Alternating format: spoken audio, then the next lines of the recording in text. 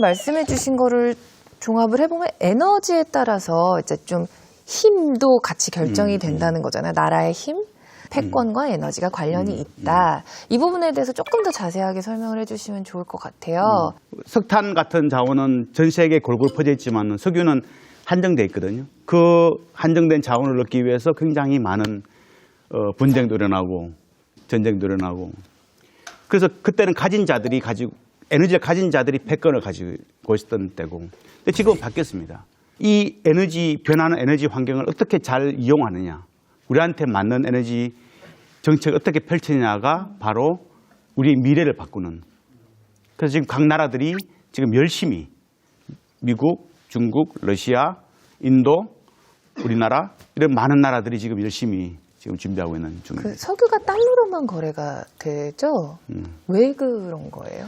석유가 달러로만 되는데 여기에 도전장을 낸 나라들이 이란과 중국이 했는데, 두 나라들은 지금 미국으로부터 좀 보복을 받고 있죠. 이 석유가 1859년에 필라델피아에서 처음 개발됐는데요.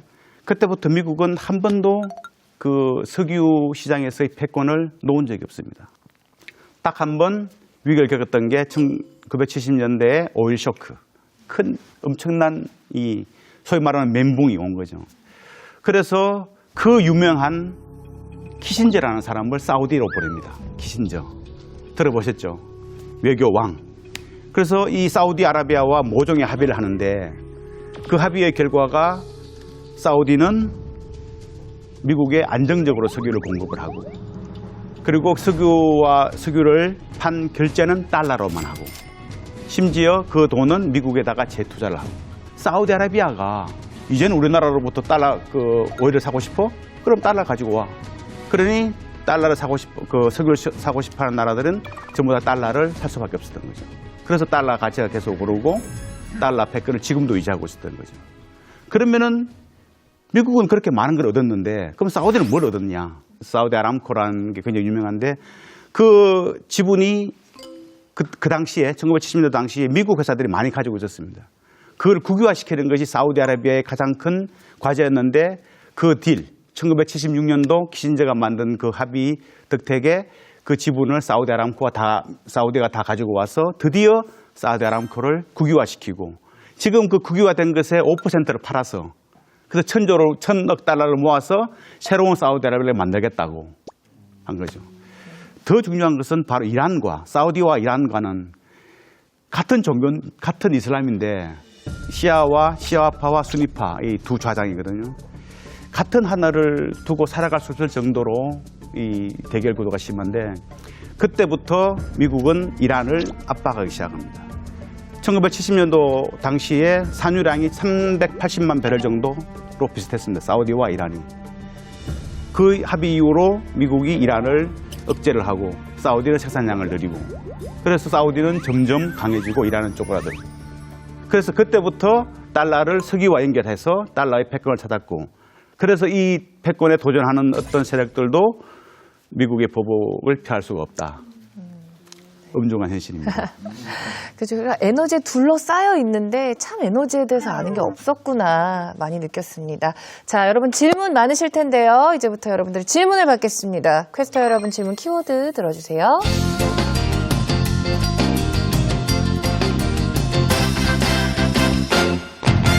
미국 자체는 그러면 이제 군사력도 가지고 있고 뭐 기술, 경제 다 쥐고 있는데, 거기다 이제 나머지 하나 모자랐던 거 에너지까지 쥐게 된 상황이잖아요. 그러면 전 세계 패권은 이제 미국이 완전히 장악을 하는 건가요? 박수 한번. 역시 우리 빅뱅쇼 퀘스터들의 지식의 수준이 놀라울 따름입니다. 여러분들 미국에 뭐 다 가보셨겠지만은 위에는 어떤 나라가 있나요? 캐나다. 굉장히 쉬운 질문이죠. 캐나다. 밑에는 멕시코. 왼쪽은 어떤 바다? 오른쪽은 바다. 그렇죠. 지정학적으로 이렇게 훌륭한 나라가 없습니다. 지정학적으로 완벽하고 농산물 좋고 인구 좋고, 딱 하나 안 됐던 게 바로 에너지. 미국이 1900만 배럴 정도를 하루에 쓰고 있습니다. 근데 거기에 생산되는 게 1,100만 배럴 정도. 미국이 2008년도에 세계적인 금융위기를 겪었었는데 그때의 원유 생산량이 500만 배럴이었습니다. 그래서 미국의 원유 생산도 이렇게 줄고 있고 리만 브러더스 박스에 싸가지고 쫓겨나는 미국 끝났구나. 금융도 끝났구나. 라고 할 때 드라마틱하게 그때부터 셰일 생산이 급증하게 됩니다. 이 유전을 개발하면은 석유도 나오지만 천연가스가 더 많이 나옵니다. 미국에 있는 유전은. 그래서 천연가스로 대체를 하면은 미국의 천연가스의 가격은 원유 가격의 석유 가격의 4분의 1밖에 안 됩니다. 가격에서 석유와 천연가스의 성분은 끝난 거예요. 그래서 지금 미국은 더 많은 천연가스를 쓰고 있습니다. 심지어 발전에서 석탄보다도 싸지기도 했거든요. 그러니 석탄 발전업자들이 전기 생산업자들이 굳이 석탄을 쓸 필요가 없는 거죠. 천연가스를 쓰고. 그래서 2016년도에 처음으로 천연가스가 석탄을 앞지르는 전기 생산에서 그런 역사적인 해가 되었던 겁니다. 그러니 전기 요금이 떨어지니까 당연히 제조업의 경쟁력이 높아져 가고 그래서 해외에 나갔던 기업들이 들어올 수 있는 트럼프가 들어오라고 해서 들어온 것이 아니라 들어올 수 있는 환경이 되어진 거죠. 그래서 지금 미국은 어제와 다른 오늘의 얼굴을 하고 있는 거예요.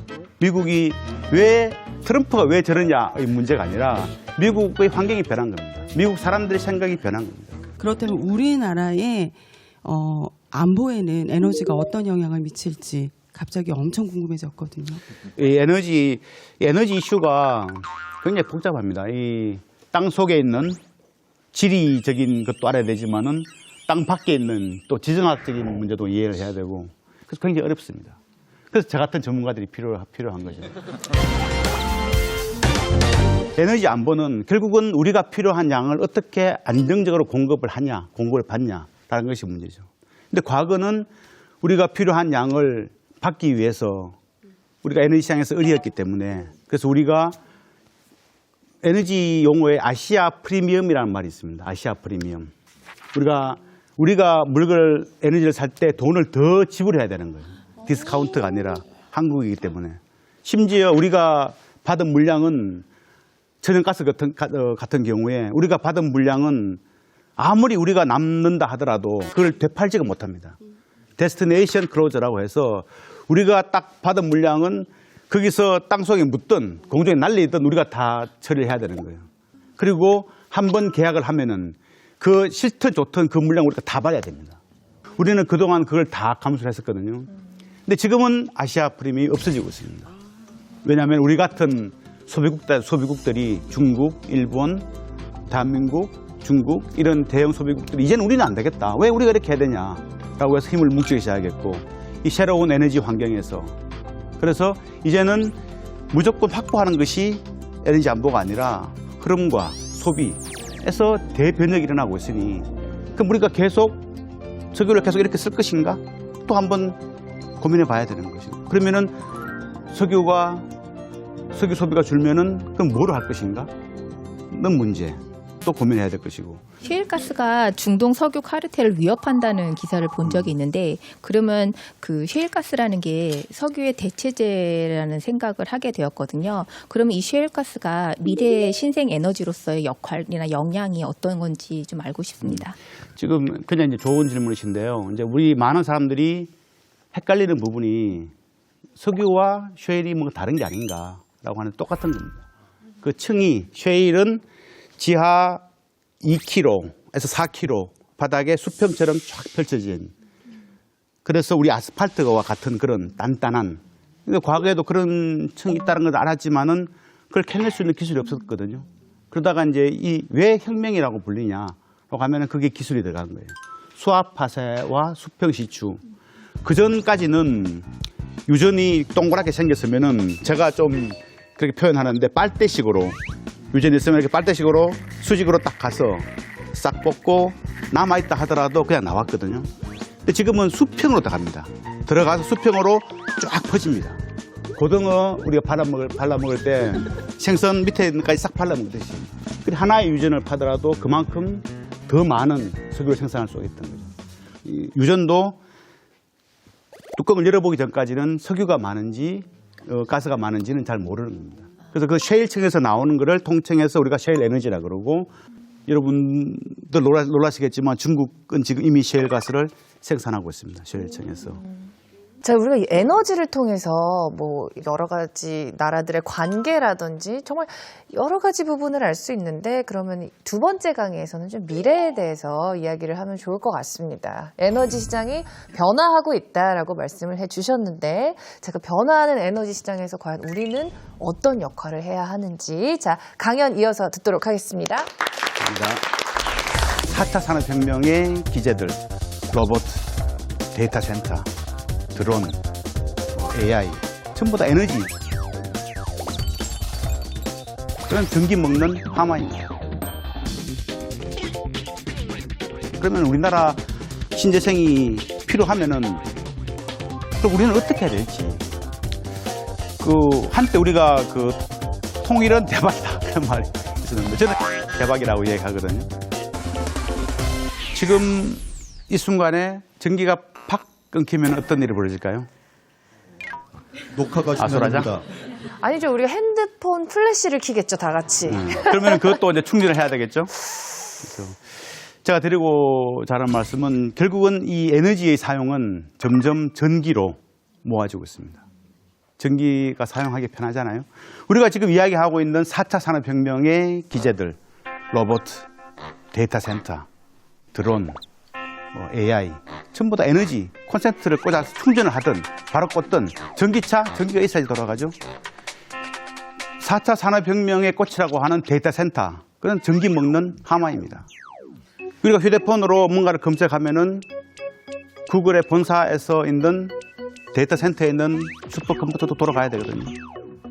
그래서 구글에서 사용하는 전기 소모량이 캘리포니아 전기 사용량과 거의 비슷하다고 할 정도로 많습니다.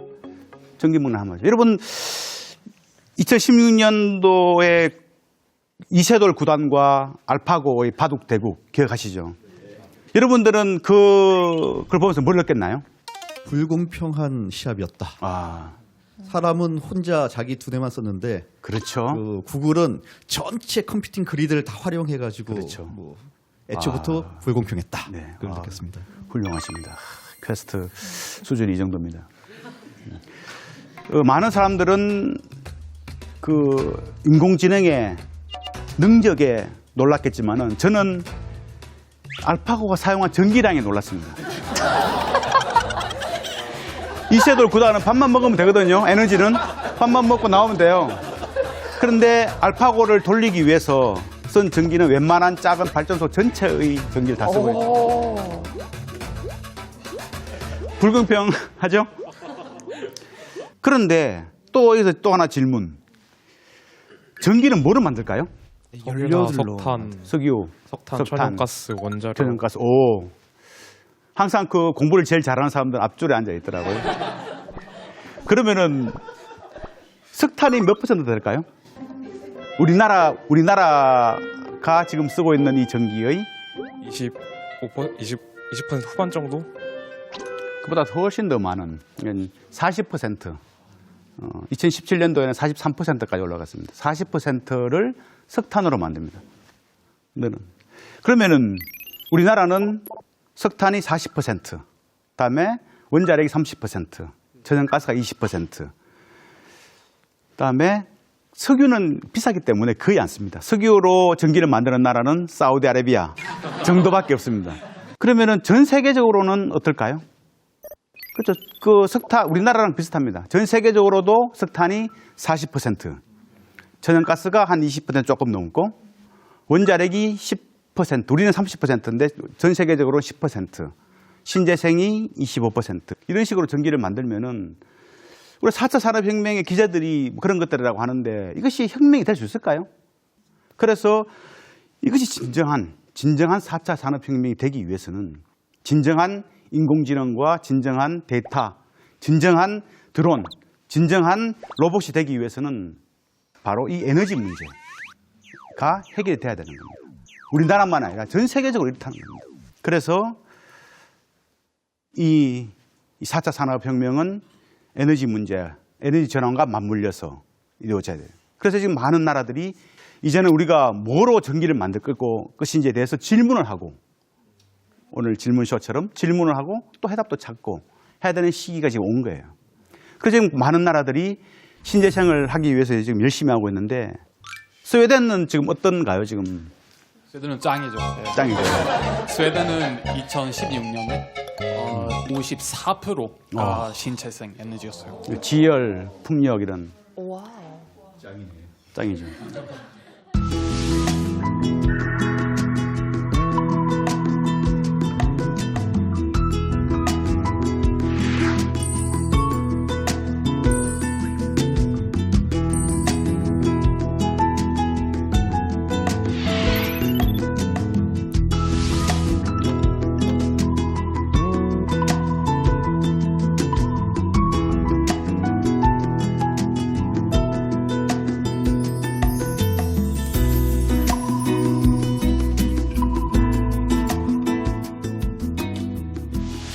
무조건 스웨덴에서 지열을 하니까 우리도 지열을 하고 풍력하니까 우리도 풍력하고 바람의 질이 다른데요.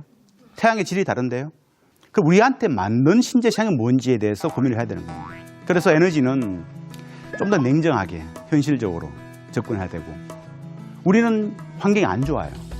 우리나라는 국토도 좁고 70%가 산지고 전기를 소모하는 사람들은 아파트에 대부분 살고 있고 그러면 우리나라 신재생이 필요하면은 그럼 우리는 어떻게 해야 될지 우리 반도체 기술 얼마나 좋아 ICT 배터리 기술 훌륭하잖아요.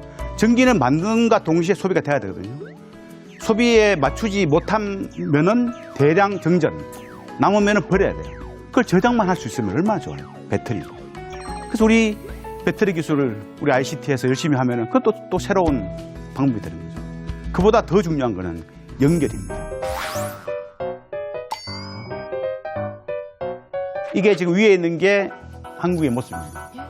낮에 보면 모르지만 밤에 보면 섬이죠. 섬. 지금 일본은 러시아와 연결해서 전기와 천연가스를 지금 받으려고 지금 준비하고 있고요. 일본은 섬나라 아닙니다. 이제 우리나라만 갇혀버린 거예요. 이게 지금 천연가스망이에요. 천연가스망만 이런 거예요.